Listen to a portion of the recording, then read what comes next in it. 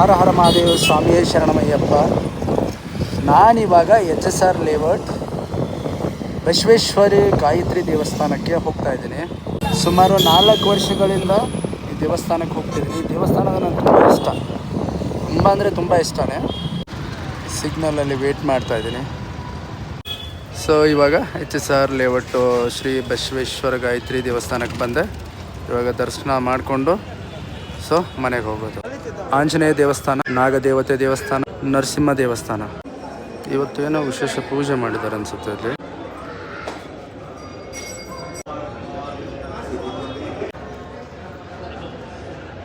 ಎಲ್ಲ ಕಡೆನೂ ದರ್ಶನ ಆಯಿತು ಚೆನ್ನಾಗಿ. ಯಾವಾಗಲೂ ಪೂಜೆಗಳಿರುತ್ತೆ, ಯಜ್ಞ ಯಾಗಾದಿಗಳನ್ನ ಮಾಡ್ತಾ ಇರ್ತಾರೆ. ಸೊ ದರ್ಶನ ಎಲ್ಲ ಚೆನ್ನಾಗಾಯಿತು.